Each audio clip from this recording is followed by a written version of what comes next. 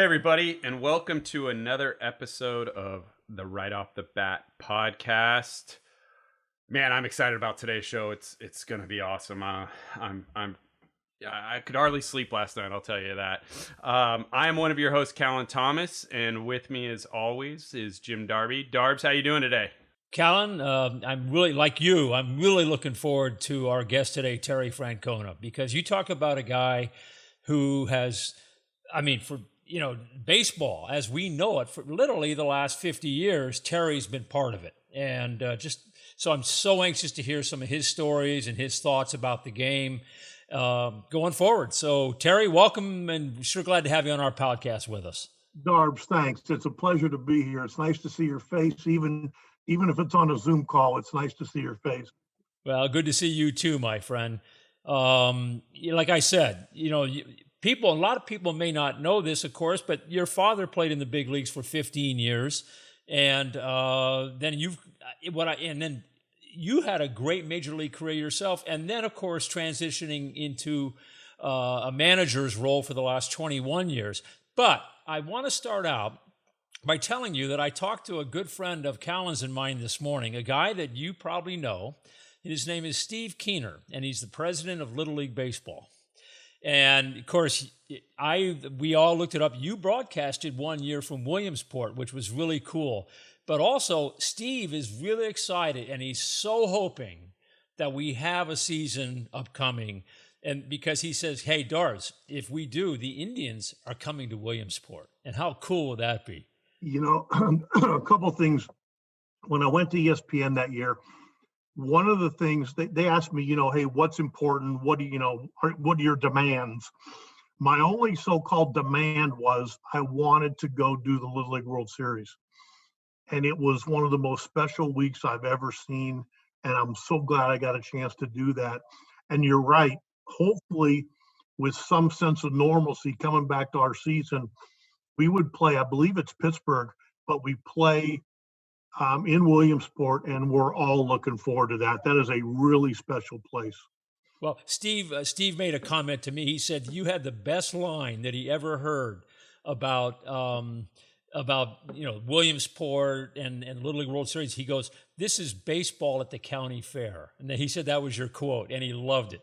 And that's what it was. You could walk around and get cotton candy, and I know the games are televised and everything, but they do such a good job of not exploiting the kids. And the kids are off limits to everybody. They have their little dorm in the pool, and you can look and see them playing. And then when the games start, they do a terrific job, but they let the kids be kids, which I think is really important. Yeah, absolutely. So, anyway, Callan. Well, Darbs, I think that's great, and just touching on baseball at all levels and the youth and everything. And one of the things I'm most excited about for today is Darbs, you and I, we think we know baseball. Sometimes we're even a little bit smart when we talk about it, but Terry, you're truly a multi-generational baseball figure. I mean, you're going to go down in the lore and the history with your dad, and then your own career, and how long it's expanded over the years. And it's say it. I'm old. You can say it. Well, it's the point I'm trying to get at is, like, we all love baseball. Everybody on this call, the few people that are listening to this, but it's ingrained in you, I think, in a different way. And I, in doing some research for this, I heard kind of an interview you gave talking about how just growing up with your dad and going to the ballpark, and the picture wall he had in his house, and how he had you go and introduce yourself to some of the greats of the game, to trying to kind of bring you up in the game, and also how to kind of teach you to become a man and raise you. And I just think that's so cool. And I don't want to steal the story, because I've heard it, and I was hoping you could just kind of tell us about how growing up in baseball is just such a part of you. I think everybody that from the outside probably views it like, oh man, what an existence, to grow up in, and a sheltered life, and the country club life. You got to remember, my dad never made more than $30,000, and he played 15 years. So it was work. He had to get a part-time job in the winter just to kind of make it work. And I would go to the ballpark with him every day once I was old enough to fend for myself, with the caveat that I had to behave myself or I couldn't go. It only happened once, and that's because I wanted to go so bad that I always kept my nose clean. But what was so cool about it is I learned so many good life lessons. I mean, my dad knew that whether he was there or not, I was going to be respectful to every single person there, whether it be a Hall of Fame baseball player in the clubhouse or an usher in section 222. And I think that's an important life lesson, and my dad knew I was going to behave myself, and I learned to be respectful. What were some of those, highlights for you, being that it was so natural? You just went to the ballpark every day, but do you ever remember being starstruck or seeing the greats of the game? I mean, I heard you run through the list of the pictures on your dad's wall, and Ted Williams and Willie Mays and Joe DiMaggio, and it's just like, wow, you're just up close and personal with these guys at a young age. What was that like? I got those pictures right here in my office. It's hard to see them from the angle, but they're all here and they're up because they're so special to me. I don't think I ever was starstruck. And I think that's what really helped as I got older. Being a manager is when you're in a clubhouse, it can be an intimidating place. And for me, it's probably the most comfortable place in the whole world. I was always respectful, but I don't think I ever looked up and thought, oh my goodness, there's Henry Aaron, or, it was part of my everyday world. And for the most part, the guys that I always latched onto weren't necessarily the best players. They were the guys that would play catch with a 10-year-old out in the outfield. Guys like Diego Segui or Tommy Reynolds. Or I'll tell you one guy that was one of my all-time favorites was Al Downing, the left-hand pitcher. And that was because he would take time to visit with an 11-year-old kid and not make him feel like he was in the way. That's awesome. Interesting you mentioned Al Downing. Of course, Al gave up the home run 715 to Hank Aaron in 1974. And I remember watching that with my dad and not knowing what to think because I love both of them. And anybody knew my dad knew that he thought Hank walked on water. And so, he's excited and I'm sitting there, I'm, 14 years old, and Al Downing's the most favorite person I've ever been in my dad's career. And I was like half crushed, half excited. So it was really, really kind of bittersweet. Well, I don't think there's any shame in giving up a home run to Hank Aaron. And, hey, you're immortalized forever along with him. So what the heck, Okay, let's talk about your career. You grew up in Pennsylvania, yet you end up at the University of Arizona, where you're an All-American, you win the College World Series, you're MVP of the College World Series in 1980, and a first-round draft pick. But I'm curious, how does a kid from Western Pennsylvania end up in Tucson? Darbs, that's a good question. Jerry Kindle was the coach at Arizona. He had been a teammate of my dad's in Cleveland. My dad had a lot of respect for Jerry, and anybody that knew him, it's hard not to. And they had just won the national championship the year before. And when I was trying to figure out, was I going to sign with the Cubs? Was I going to go to a school on the East Coast? My dad sat me down and looked at me and he said, "You want to be a major league player?" And I said, "Yeah." He goes, "Sign that letter of intent to Arizona." He knew that the competition they played, Jerry Kindle being the coach, that I would learn not just the game of baseball the right way and how to become a good player, but how to become a good person. And it's the best decision I ever made. Well, you obviously thrive there. And like I just mentioned, 1980, you guys win the College World Series. And, it's interesting, Terry, because we had a guy on our show about 3 weeks ago named Bill Boardley. And I don't know if you know Bill, but he played on the 78 USC team that won, and had 8 guys who went on to the big leagues off that team. Your team had 7 guys. In fact, it might have even been more, but I know 7 for sure that went on to the big leagues. And I just wonder if in today's world, if the college programs can stack it that much where they have such good talent at one school. I can't speak for, some of the SEC schools and things like that. It's probably harder to do it now with so many schools and the depth of recruiting and things like that, and kids getting spread all over the place. But to your point, I remember in '78, I was a freshman, and I thought that was actually our best team. And we went to USC in the regionals, and the Bordley Boxberger duo beat us in the regionals because I thought that was actually our best team. Really? Wow. Oh, yeah, we had a good team, real good team. Well, you were awesome in '80. And then, of course, like I said, you win the Golden Spikes Award for the best player in the country, All-American. Then you sign after that year with Montreal, first-round pick. And this is where I lay some blame at your shoes or your feet. That's when I had to stop using the aluminum bat.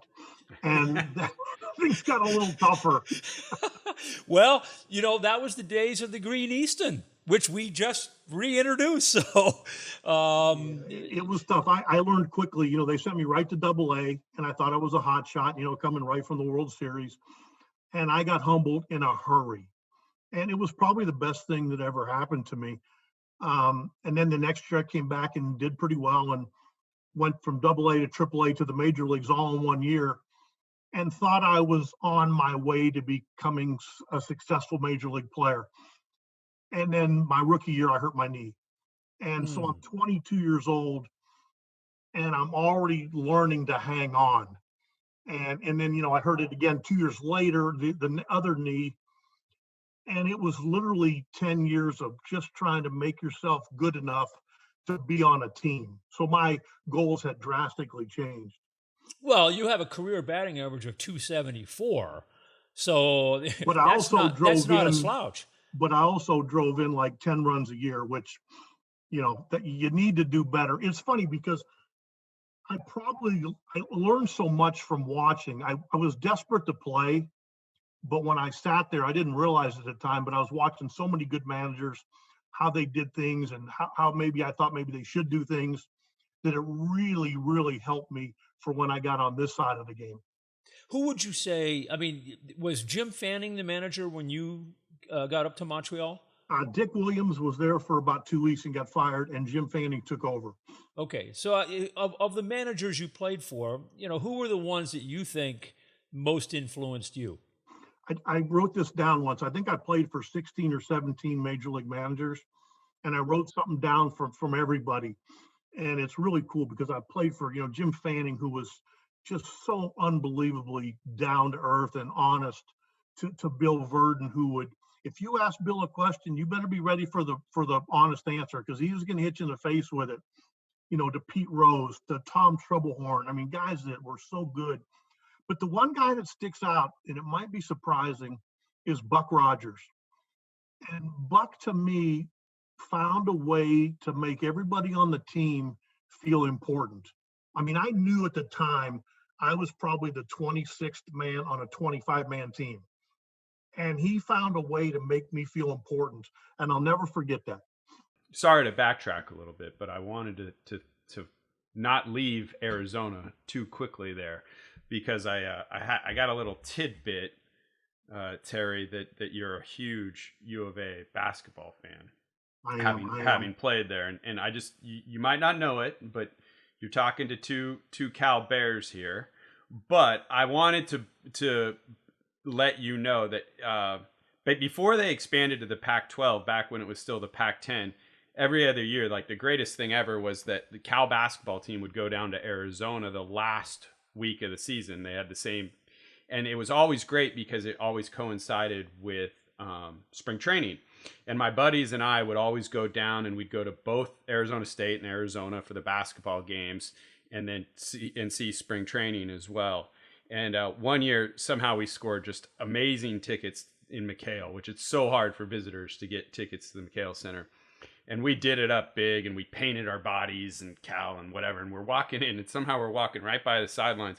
And Lute Olson walks up to us, and shakes our hands. Thanks for coming all the way down here. Love the school spirit. Too bad we're just going to beat you guys pretty soundly today, but thanks for coming down. And I think Arizona beat the Bears that day by about 40 points.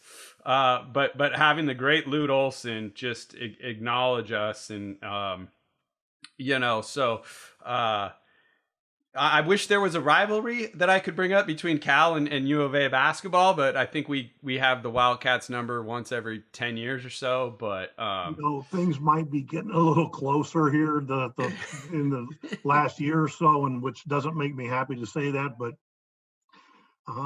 U of A has been so good for so long, and so much of this town revolves around it. And I think that's a good thing. It's just, everybody takes so much pride. And you mentioned Lute Olson. He kind of walked on water here, and as he probably should be. He just changed the dynamic and the way everybody looked at the U of A, and it's really cool. And it's gone to Sean Miller, and hopefully it'll continue. The Cal Arizona rivalry that started in '80 at the College World Series in baseball when you guys knocked out the Bears in the semifinal game. Darbs, we knew we had gone toe to toe with them for years when I was at the U of A, and they were the one team that, and I'd say go toe to toe. They went toe to toe with us every time, and they probably beat us as much as we beat them. And then we played them in the semifinal game, and it was probably the best college game I've ever been a part of, most fun game I've ever been a part of. And we were fortunate to beat them, but they like I said, they went toe to toe with us every time. Yeah, no, that was a great rivalry, and it still is. Well, I'm sorry for going down that going down that track, but Darbs and I are a bit of homers. But getting back, so it was really awesome how you mentioned the 16 big league managers you played from, and how you took something from all of them, and then just recanting your growing up and just the clubhouse being kind of a sanctuary for you. Did you know when you were a kid that you wanted to be a manager, or where did that happen? Because you got into it really quickly after your playing career. I really didn't. I had all I ever thought about was being a baseball player, but being a baseball player, not a coach or a manager. And when I got done playing, I had come home and I didn't know what I was going to do. Frankly, I probably wasn't prepared to do much of anything besides baseball. And one of my roommates, Buddy Bell, we had roomed together in Cincinnati, called me, and I was taking a real estate course and not enjoying it very much. And he said, "Are you ready to start coaching?" And I flew down the next day to Sarasota, Florida, and the Gulf Coast team, and knew I had made the right decision. I made $15,000 that year, and I had 4 children. But it was.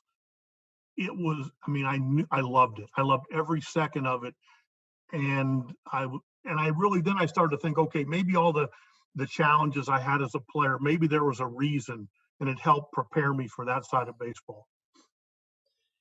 That is awesome. But it is amazing when you think back. Probably as a player, you're going, well, my career is over as a player. I'm going to be out of baseball. But then that next step. But one thing, before we get to the coaching and the managing level, I would like to ask you a little bit about your pitching career. Because as I understand it, you actually had a little time on the mound in the big leagues. Yeah, I pitched when I was with Milwaukee. I pitched 1 inning in Oakland, and that's never a good sign when a position player. There's 2 things. One, it's not a good sign for the team, and then it's not a good sign when it's you, because that means they don't care if you get hurt. But I actually I struck out Stan Javier, and it was our only strikeout that night as a pitching staff. Oh, come on. 1 out of 20, no. 1 out of 27 outs. And then the next year I ended up going to Louisville, which was AAA with the Cardinals. And I think I pitched 7 innings and I gave up 1 run, but I never deluded myself that it was something I needed to be doing. It was fun. It kind of, it made for a good conversation starter, but that's about it. Have you ever let Javier forget this, that you did strike him out? Never. He actually played for me in winter ball some years later, and I would tell him that every day. Well, you must have had some pretty good stuff, man. I threw a knuckleball, Darbs, Come and on. it. Like I said, I didn't delude myself. Position players don't like facing position players, and I took advantage of that. Okay, so now you go down to the Florida State League or the Gulf League. Gulf Coast League. Then run us what happened next. The next year, I became a manager in South Bend, which was my first year. And then the next year I went to Birmingham, which was, I think, 93. And I spent 3 years in Birmingham, which was wonderful. Southern League, if you can get through the Southern League as a player or a coach or a manager, you can probably do it anywhere. I mean, it's a tough league. It's hot. You had a pretty famous player on your roster there. I think there was a documentary at the start of COVID when there was no sports going on, and this came to light. You talking about Charlie Poe or Michael Jordan? It was Poe, but if you want to bring up Jordan and talk about his airness, dude, that had to be incredible. And the fact, I mean, there's some people who say Michael Jordan wasn't a good baseball player, but look at this perspective. This guy's the best basketball player in the world. He just up and says, "I want to go play baseball." He gets put in at AA and hangs. And I mean, being around him, that had to be different than being around Hank Aaron and all the other guys that you were around as a kid. But I think, to your point, maybe being around those guys as a kid and being in a clubhouse probably helped, because everybody would say, "Hey man, were you intimidated?" Or I really never felt that. Again, we're on my turf, and it's a place I'm more comfortable than anywhere in the whole world. Now, it also helped that this guy was incredible. He did everything you asked him to do, and he made it work, because it had all the characteristics where it could go off the rails. It never did, and I give Michael so much of the credit for that because of the way he treated me, the staff, the players. He just wanted to be a good baseball player, and I think you used a good word, perspective. There has to be perspective when you're talking about him playing baseball, and I think people never had the ability to have it when we're talking about him. Yeah, because it's so funny. These kids who grew up playing, and they're the best players, and they play at the best colleges or high schools, and their first round draft picks or their first overall pick, they still go to low A or rookie ball or whatever. People need to understand that AA in the Southern League, I mean, that's legitimate. And just to kind of try to roll out of bed and go do that, it says a lot. I agree with you. And we actually had to explain that to Michael sometimes. He'd get frustrated because he was used to having success in whatever he did. And at times he was getting beat up a little bit. But we tried to explain to him, "Hey man, these guys have been playing for a number of years, and you haven't played since high school." And the one thing he didn't shortchange anybody was effort. I mean, I would see him hit in the cage till his hands bled, and he had a sore arm all year because we took infield every day. But he did everything that every player was asked of, and it made it fun for us. And it didn't ever become a circus, and that's because of the way he treated everybody. Did you ever?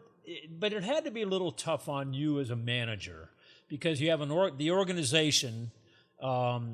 He signs, obviously, and I have to believe the organization did it not thinking he'd ever be a major leaguer, just kind of a sideshow. I hate to say that. But you had to be forced into saying, "No, this can't be a sideshow. This has to be reality." And that had to be tough on you. One of my biggest challenges was making the other 24 guys feel like they were every bit as important as Michael, because I had history with those guys, and their long-term goals, short-term goals would be a Major League Baseball player. And a lot of the national media that came through didn't really care to ask questions about Mike Robertson or Kerry Valerie or Charles Poe. And I needed to make sure that, hey, they know that we're here for them too.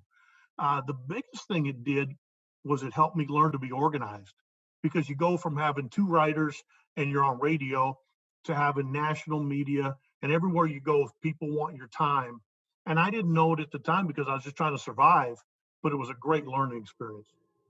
Wow, I'll bet it was. Okay, so now you're Double A Birmingham Southern League. Next step.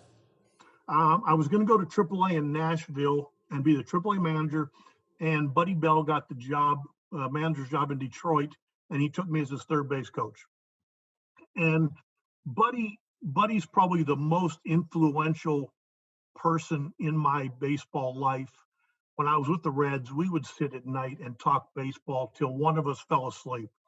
And we kind of argued like brothers, but there's nobody that I ever respected more because I saw him day to day, not only how he treated the players and how he cared, but how he cared about the game of baseball and playing it right and having respect for it.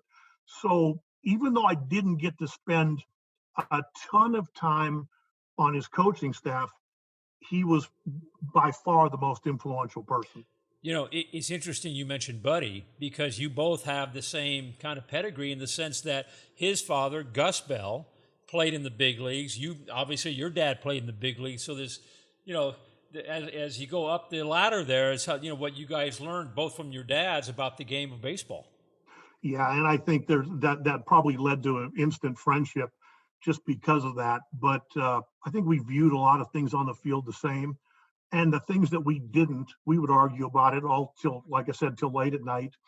And then being on his staff was really good. The next year, I was driving home after the season, and we had lost, I think, 109 games that year. It was a tough year. And Randy Smith was a general manager, and I was in New Mexico, and I was driving back to Tucson, and he called me, and I thought, oh my goodness, I'm getting fired. And he said, hey, he goes, do you know anybody in Philadelphia? And I said, no. And he said, well, they want to interview you. And I was frankly stunned. I mean, I hadn't really given it any thought. I was just trying to be a good third base coach. And I called Buddy, and Buddy said, go do it. He goes, you're not going to get this job, but it's a good experience for you, and it'll help you down the road. And I'll be damned, about 3 weeks later, I was the manager. And I was as surprised as anybody. Do you know who else they interviewed for that job? It was Hal McRae, because we ended up putting him on the staff, and I think Larry Boa, Grady Little. But it was funny because Lee Thomas was the general manager at the time, and Ed Wade was the assistant. And Lee told me during one of the interviews, he's like, hey, I came out to the fall league when Michael Jordan was out there and came down to see you, and you were kind enough to give me an autographed ball. And he goes, I really liked how you were handling the situation. And I actually didn't remember it. And I told Lee at the time, I said, shoot, if I knew you were going to interview me, I'd have got you a bat and a glove too. Now you're in the big leagues, and I heard some interesting things that you said. One of which was, hey, didn't have the best team while I was there.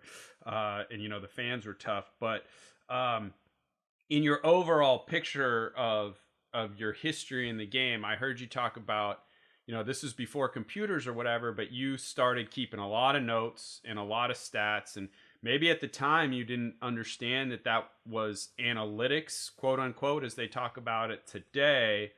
But as you're getting to the big league level, maybe that's your start into your progression as a modern day manager with the analytics. But also a very important thing that I heard you say about, the human side always came first. And so, I know that 4-year stretch in Philly didn't maybe have the best teams and didn't have the most success, but how did that, what did you learn from that kind of adversity, and what helped, and what did you take forward from that?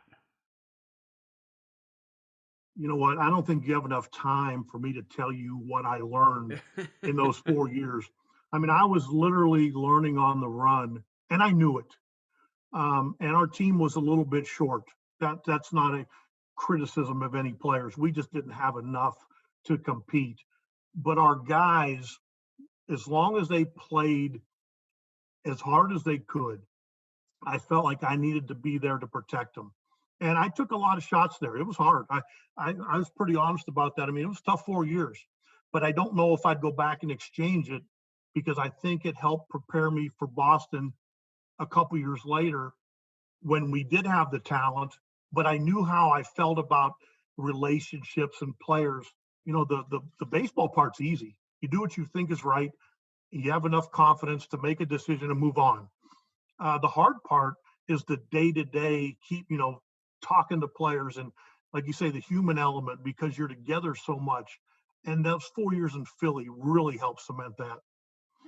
Learning on the run, like you said, and taking those notes, it's just got to be so hard. Like you said, one of the things that strikes me, what you're telling us, is the importance of every player. And that's got to be a real tough thing to do, not only at the big league level, how about at a high school level? I mean, it seems to me success in coaching and managing comes down to getting every person on that team feeling like they're contributing. You know what, Darbs, I'd take it a step further. It's not just the players. I mean, certainly they're the most important things to you trying to win a game, but it's the trainers, the clubhouse guys, the front office people. Everybody comes to the manager from a direction. And if you can't keep everybody together, or it's an us versus them mentality, it's not going to work the way it's supposed to. That's why right now, people, I think, were surprised when I went to Cleveland.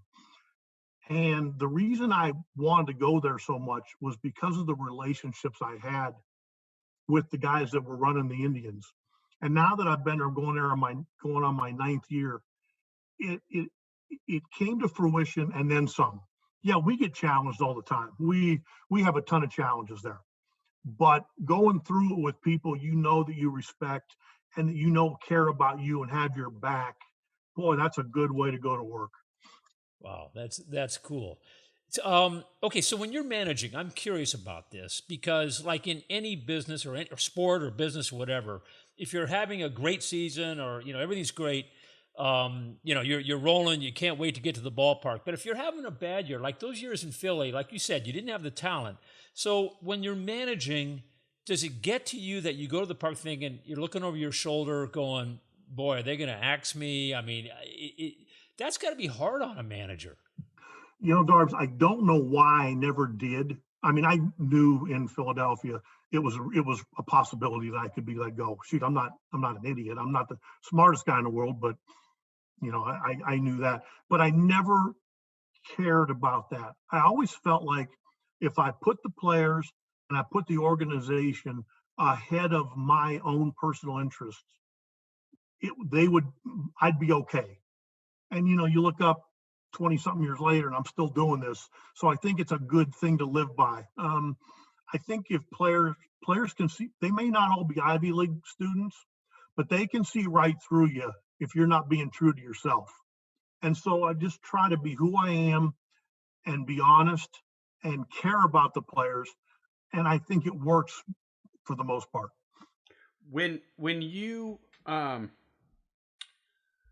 stopped managing in Philly, there's a couple of year gap. Obviously, you stayed in the game, and you, I know for sure you worked in Oakland, but there was a 3-year span where you weren't managing again. You weren't head of the club and the organization in terms of the players.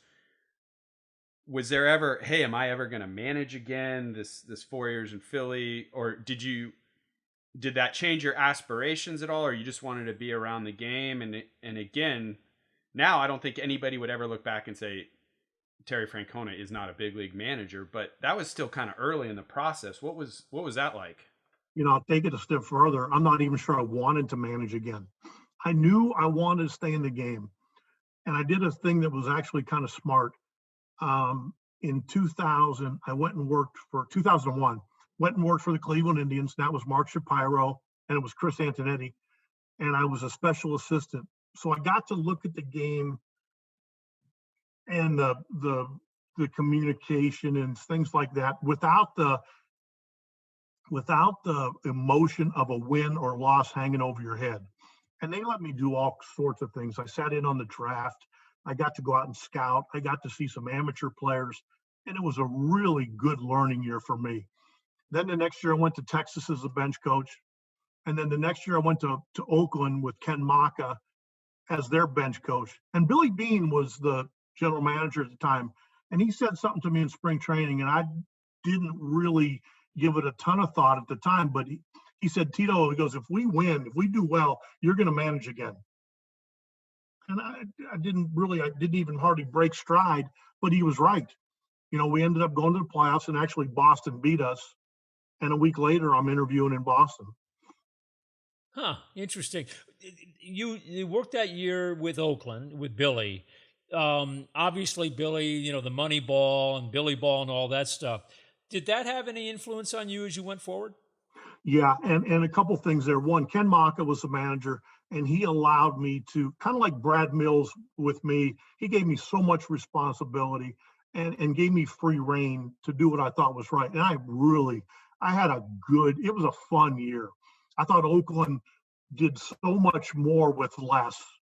And by that, I know people talk about all the numbers and Moneyball, but it's people too out there. They had tremendous people, from the trainers to the clubbies to the baseball ops guys to ownership. And that was my first real indoctrination into analytics, where you're using it on a computer. It's not just, you're writing it on the back of your lineup card. And I had a lot to learn, and I probably still do, but it was a great learning experience. So after the 2003 season, of course, the Red Sox get to the playoffs with the Yankees, and that's when Boone hit the home run to knock the Red Sox out. So then you are hired as manager of the Red Sox. And I have to believe, Terry, that, managing they're tough cities to manage. Let's face it, Philadelphia, everybody knows that. New York's got to be tough. But Boston's got to be right up there with them in terms of those fans and what they expect. But the Red Sox, of course, hadn't won in how many years? Now you come in. Let's run through that 2004 experience.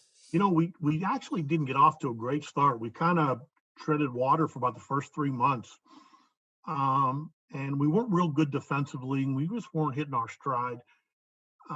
Theo made some really key trades at the deadline, and we kind of took off. And do you remember who we brought in at that time? Yeah, it was oh my goodness. I think it's when we traded Nomar. And it's not because of Nomar that, it's just that what we did was we brought in guys like Dave Roberts, we had Gabe Kapler, we had guys that could play defense, we had guys that could mash, and then we'd take them out after 6 innings and put a defensive team in, so we didn't get exposed, and we really took off.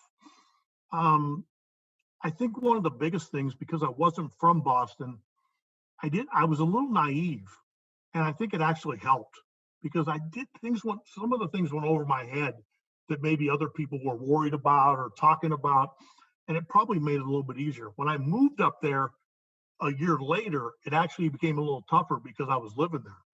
I wanted to ask on that team, because you've talked about, connecting with all 25 guys and then everybody else around the organization. And everybody knows the story, down 3-0 to the Yankees and then the comeback. But, and you've heard it in the media how different the personalities were on that team. But I mean, you had Manny and you had Poppy and you had Kurt Schilling and you had Bronson Arroyo and these guys that were big. I mean, what is your strategy there? You got to address the team as a whole too. But then with all those different guys, how are you getting that group, which from an outsider like me looking at it, those are way different guys. How do you do that as a team and then on an individual level and then circle it all back around? Well, that's a good question. And it's something I thought about all the time, because there were a lot of characters on that team, but I also thought they had a lot of character. I felt like if I tried to instill my will on that team, that wasn't necessarily always going to put us in the best position to win. So there were some times where I had to kind of grin and swallow it and kind of think, okay, let's pick your battles, the ones you think are the most important. And my biggest thing was I wanted them to play the game without hearing the noise from off the field. We had guys like Johnny Damon who he'd run into the wall the night before, and I knew there was no way he was going to play the next day. And he'd come in my office after the game and he says, "Hey, I'll call you in the morning." He goes, don't count me out yet. And he always played. So those are the things I kind of took away. I hear the things people talk about Schill, but I was with Schill in Philly and in Boston. And my goodness, I mean, you talk about the trust of somebody. I never thought Schill wouldn't answer the bell. I don't care if he had a ligament in his leg or not. I just knew him so well that you could trust him with anything on the baseball field. That's a big compliment. Absolutely, it is. Okay, so now, like Cal said, you're down 3-0 in the playoffs, and I can, the championship series against the Yankees, and I can just imagine what it's like, in Boston, the radio shows, the media. Oh, here we go again. The same old Red Sox fold and all that. So now you're down 3-0. You're down 1 run to Mariano in the 9th inning, and what's going? I mean, you got to be going, well, this is, tomorrow I've got to answer the press, and Robert steals the base, you get the run, and you're going, well, I mean, what's through your mind here? Are you ever? Here's the question: are you ever thinking we really can win this? Or are you just going, You know what, Darbs? Truthfully, and maybe it's just the way we're built, I never once thought we wouldn't win. I always stay in the moment because I think it helps. You think about trying to beat the Yankees 4 in a row. That's daunting. Okay, let's beat them 1 in a row. I remember after the 8th inning, I'm down in the tunnel. And the tunnel, this was before they expanded it. It was small and wet, and it was Dave Roberts, Millar, and Billy Miller. And we're walking through it. And I'm saying, Kev, you're going to get on. Dave, you're going to pinch run. And poor Billy Miller, he had the toughest thing because we're walking through how Dave could steal and he had the green light, but he hadn't been able to run the series before in Anaheim. So we're like, hey, if he can't run, you may have to bunt. And Billy's eyes were about this big. He's like, hey, man, you got Mariano on the mound. He goes, I got enough to worry about. Dave ends up doing a great job. And I don't think he gets talked about enough, but Billy Miller drives him in. And it's like, once we got it tied, it was just, you could kind of feel, my biggest worry was that we would make a mistake and have to go home because we had played ourselves into that kind of situation. But for those 4 games, it was watching a really, really good team play at the highest level you could play. I remember watching that series, and you came back and won that game. And I'm telling you, Terry, you probably felt it too. You talk about momentum shifts, whether it's in football or basketball or golf. A golfer in the 12th hole, and all of a sudden he just catches fire. You see the momentum, and man, I'll tell you what, the Red Sox, particularly by the time you got to the 7th game, it was fait accompli. There was no way the Yankees were going to win that 7th game. Well, I don't know that we felt like that, but I'll tell you, when I started to feel a little buoyed. And nobody really knew this, but in game 3, we just got killed. I think they beat us 19-8. Yeah, it was awful. But Tim Wakefield, who was supposed to start game 4, he pops up in the dugout in about the 4th inning, and he's got his spikes on. And he goes, hey, I can go chew up some innings. And I remember thinking, if we're going to come back, we're going to have to use this bullpen a lot. And Wake went out there and chewed up some innings. And nobody made a real big deal out of it. But I remember during the game thinking, okay, nobody's quit. They haven't quit on themselves. Let's see what happens. So, you can't ever guarantee that you're going to come back and win. And I can't say I sat here and I knew 100%, but I knew what would make us lose. And that was by making changes and doing things different. So we just tried to stay the same and be consistent. I think that was the best thing the players could hear from us was consistency. Terry, I'm interested on your take on this. You come to Boston. You already mentioned that you might have been a little naive to your favor in Boston about everything, but everybody knows now about the Boston fans and breaking the curse of the Bambino. I mean, they made that Jimmy Fallon movie about it and everything. But was your perspective, being around baseball your whole life and having the history you do, the whole baseball world knows that Boston hadn't won since Babe Ruth in 1918 or whatever. So it means one thing to the city and the fan base to get that monkey off their back. But for you, just in the history of baseball and knowing the game inside and out and what that meant, what did that win? I mean, take the city out of it and the fans out of it, just to you and in a historical context for baseball. What was that like for you? The best way I think I can describe it is during the season, I never, ever thought about it. And I'm being truthful. I didn't feel like it was our responsibility that teams 80 years ago didn't win. It's hard enough to win now. So I never really thought about it. But when we did win, and when we're coming back from the airport or when we had the parade, it hit me so hard because you saw the emotion and the numbers of people that it affected. And it really did. It hit us all. I mean, we got back to Boston about 7 a.m, and we're driving back to Fenway, and half the guys are either hungover or tired or both. And people were hanging off roads and bridges and signs and the Mass Pike. Nobody was driving. They were stopped. I've never seen anything like it. And I know I will never again. And it hit me pretty hard. So I wouldn't say before, but definitely after. So my question is, have you ever had to buy a meal in Boston? I always told that that would be the case. I didn't find that to be true. You'd be amazed in Boston at how quickly they want the second one, and that's okay. Which you did bring them, by the way. But that's okay. It's so the fans are so passionate, and when you're that passionate, every once in a while the manager's going to get a headache. That's the best way I can explain it. But if you like baseball and you care about baseball, boy, it's hard to beat it because they showed up. I never managed a game there that wasn't a sellout. That's an incredible stat. Yeah, that for anybody who's never been to Fenway Park in a late August game, I mean, there's nothing like it, man. It's like a cathedral, and I agree. It's a big party and in a cathedral is exactly right. It's the way baseball's supposed to be. Well, Boston is such a tough town because now you come in, obviously the Celtics with Red Auerbach all those years so great, but football and baseball hadn't done as well. Hockey had done pretty well, but then you win, so that had to put some serious pressure on Belichick. I don't think Bill was too worried about pressure. I think he got things in hand. I think he was going to do okay.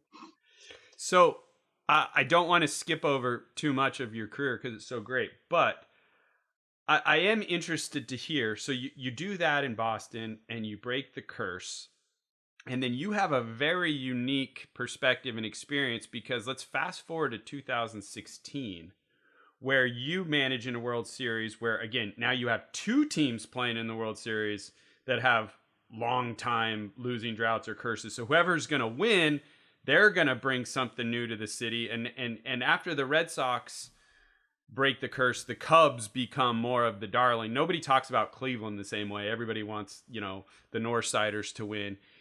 A different element to that too is before Theo was with you, now you're against Theo on the other side. And unfortunately for you guys in Cleveland, you guys don't win. But what were your feelings towards seeing the Cubs do what you had helped Boston do? And I know you still want to do it in Cleveland too. So you've seen this baseball story from every different angle. Yeah, you're right. During the series, I was having so much fun going through the journey with our guys because we were beat up. I mean, we were down to like 3 starting pitchers, and we were having like bullpen games before they had kind of come into fashion, and everybody was doing more than they were probably capable of. So I was actually really enjoying the journey of it. When we lost, yeah, it's crushing, but pride probably won out on how I felt. And then I remember when everybody left, I was still in my uniform and I was sitting in my office, and Theo came over and he had a sport coat on and a suit and he smelled like champagne. And I don't know how many guys could have pulled that off, but he came over and gave me a hug. And I just remember thinking, they beat us. I don't think we lost. I think lesser teams probably lose. After Rajay hits that home run, a lot of teams, like I said, lesser teams probably don't win that game, but they came back and beat us. And yeah, it hurt, but I was so proud of our guys that emotion won out. It's amazing when you think about, we had talked about Dave Roberts stolen base in 2004. Then in 16, like Callan said, Rajay hits that home run off of Chapman that nobody saw coming. Nobody. I mean, Probably Rajay also. Oh, I know, but when he hit that, what were you thinking? You're going, are you kidding me? Yeah, it's funny how fast things can change. And then, as you know, rain came right after that Right. and gave us a little chance to kind of catch our breath. But I'll tell you what, I think baseball was the big winner in that series, because it was really dramatic, well played baseball by two teams. They beat us, and they deserved to, but it was still fun to be a part of it. Well, and what's so cool, as Callan mentioned, you have two teams who hadn't won in a long time. The Indians since '48, and the Cubs, 1906, and everybody in America is watching it because they're enthralled with who is gonna win this game. That was really cool. Yeah, and to romanticize it a little bit, it was almost like it was a movie in real time watching it when that rain came, and it was just like, we got to build this up even more, and now we got to wait for what's going to happen. And it was like the biggest plot. And you're right. It was such a well played series that it's why we love baseball. You brought up a good word. And I think it's more in our sport than any other sports that are out there, is things get romanticized, whether they're stories or things that happen, and maybe they get changed, like you say, romanticized over the years. But I think our sport does that better than any other sport, and I love it about our sport. I don't think it's a problem. I actually love it. Part of the romanticism of baseball is obviously the tradition of baseball. And in a way, sometimes that's also not the best part of it. And what's interesting, Terry, you're so interesting to me because of your longevity in the game, as a player and a manager. Is Tommy Lasorda just recently passed away, and very sad. We all loved Lasorda, but Lasorda was kind of one of the last old-time managers, celebrity manager, but a baseball manager, if you know what I mean. Wasn't in the analytical scene and all that stuff. You have seen both sides of this and grown through both of them. So I'd like your thoughts on, where do you see the game now as far as being a manager and how you manage the game? Where do you think it's going? Well, I think the game is obviously changing. We've all seen that, from younger general managers to, general managers when I played were guys that used to play, then they'd go into the front office. Now you're looking at, guys with really, with Ivy League educations and just smart as a whip and things like that. And for the most part, you're seeing also managers with less experience be put in the dugout. Again, that's part of the reason my allure wanting to go to Cleveland, is because I wanted to be in a place where I knew I could be myself and also get pushed to learn. Because I think when you stop trying to learn, you're losing ground on people. And so we continually try to get better. And whether it's analytics or a feel for people, I think if you take the big picture and you try to take all the information you can and make the best decisions you can, that's when you're going to be better off. So we don't just sit there and do everything by the numbers. We try to just get information and put our players in the best position to succeed, never forgetting that they're people. That's the biggest thing. I think an other difficult situation you personally have in Cleveland is that the organization, being kind of a mid-market team and whatever, every year they're not shy about saying, hey, we're working on a budget here, and we've gotta right size that, and we're really constantly thinking about free agency and getting value. And so they're constantly kind of messing with the nucleus of the team, but at the same time, the expectations on you guys are still to win. And I think I read the stat that Cleveland, since you've been there, has won the most games in the American League, or it's right up there close, and you've been in the World Series. How do you balance that? How do you balance the business of baseball and constantly having your roster kind of changed and sometimes losing talent, but then having still the expectation to win and wanting to bring a long overdue championship to the city. Do you ever just sit back and say, hey guys, how you want us to win, but you keep trading away our players? Colin, before I came to Cleveland, Chris Antonetti sat me down and kind of explained to me some of the parameters and things, how they would work, because he didn't want me to get frustrated. So I could never sit there and say, well, I didn't know this. I understand it. And yeah, we all get frustrated sometimes. I mean, it's not that Chris Antonetti or Mike Chernoff doesn't think Francisco Lindor is a good player. I mean, they're not complete idiots. They know that, but they have an obligation to put a team on the field that they think gives us a chance to win. And they have to make a determination. Hey, can we pay one player this big a portion of our entire salary structure? And that's a difficult thing to do. They've had to make really tough decisions. And frankly, I'm glad it's them, because if it was me, I'd make mistakes, because the players grow on you, and they're supposed to. When you're in uniform and you're with them every day, they grow on you and you get fond of them. And I would make some really bad mistakes. Do they ask you your opinion, though, before making decisions like Lindor? Do they get a hold of you and say, Terry, this is what we're thinking? Do they try to get your opinion? Darbs, I don't even think it has to go that far. They don't have to ask. We have such a good dialogue, and we're so close that we all know how we feel all the time. So there's never a call like, hey, we got to do this. I mean, we talk so much, and we just are always throwing ideas out there, and we confide in each other. So it's not like something ever really surprises me.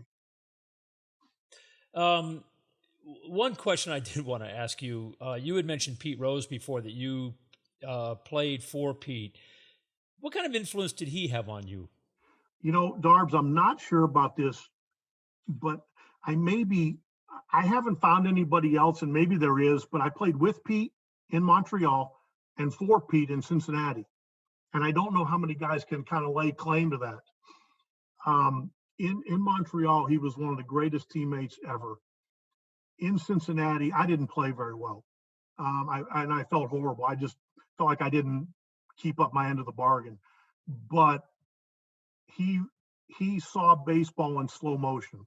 That's the best way I can describe it. Nothing was too quick for Pete. Everything was slow. And I know he made some mistakes, but because of how I feel about him, I don't have the ability to ever want to hold that against him, just because I care about him so much and I love him. Yeah, well, listen, Terry, I feel the same as you. I mean, obviously, we know Pete made mistakes, okay? But his influence on the game, to me, how do you deny that? I agree. I mean, as a player and as a teammate, you don't find anybody better. I mean, he woke up in the morning to kick your ass. And if you're a teammate or something, that's what you're looking for. And we had him as a guest a couple of months ago, and that's exactly what he said. He said, I woke up every morning. He said it just like you did. And, I respect people who play like that. I think that's terrific. Yeah. And again, I know, and I don't have the ability to not be biased when it comes to Pete. And I know that, and I don't apologize for that either. Yeah, I don't either. Well, guys, as much as I'd like to keep Terry all day long, this has been a great conversation. Terry, you've been very generous with your time and your stories and just insights and information. This has just been a highlight for me. I do want to check on one last thing. I want to make sure, I'm wishing you good health and want to make sure you're doing well and you're ready to get after this season. You doing well from a health perspective? Well, I appreciate you asking. Sometimes people will say, hey, do you feel 100%? And my answer is not since 1981. But my goal is to be healthy enough where I can do my job correctly, because I don't want to let people down. And I think I'm getting there. And I'm glad I had some time this winter, because it was tough last year. And it gets tougher as you get older, even for managers. But I care about the game and I care about what I'm doing enough that I want to do it correctly. And I enjoy it enough that as long as I can do it correctly, I want to keep doing it. But if my health or something gets in the way, then I'm going to have to rethink it. Yeah. Well, Terry, I know I'll speak for Callan when I say this. You've been a great guest. This has been really terrific. And you're a great inspiration for a lot of young players out there. You're just great for the game, man. Darbs, I have had so much fun catching up with you and Callum. And I got to tell you, you made New Brighton High School, when you sent those bats, they couldn't believe it. And it made me so proud. And I just wanted to tell you thank you. Well, we sent the bats because of you, my friend. So we thank you too. That was an unbelievably generous gesture, and it meant a lot. So thank you. Yeah, happy to do it, my friend. So we're going to wrap it up today. And again, Terry, thank you so much. We're wishing you good health. We're wishing you a great season. Hey, be honest, we're wishing for all of baseball and all of humanity good luck, and hopefully we get a fairly normal baseball season. And here's to you and your health. And again, thanks so much for coming on today. Thank you so much, guys. And Darbs, don't be afraid to come by spring training sometime, because you're the last guy that ever gave me a bat. So maybe you come by and give me a fungo or something. You got a deal, Terry. I'll see you down there, man. You take care. Thanks so much. All right. See you, Terry. Okay, guys. Well, Darbs, I mean, does it get any better than that? What a show with Tito Francona. I mean, the guy is a class act and been around baseball his whole life. So that was awesome. And I just want to say that, right off the bat is an Easton original production. The show is produced by Connor McGlynn. And, again, just such a big thanks to Terry and for you for reaching out and getting Terry on the show. So that was awesome. Just have him on. I've always thought to myself, what would it feel like to be Terry Francona in the bottom of the ninth inning of 2004 when you just won the World Series? Now I kind of have a feeling of what that was like. It's pretty cool. Yeah, just to be able to hear it from him too was great. So anyways, thanks for listening, everybody. Be sure to download right off the bat on Apple Podcasts or wherever you get your podcast for your listening pleasure. And we will be back with you shortly with some other great guests. So, Darbs, see you later.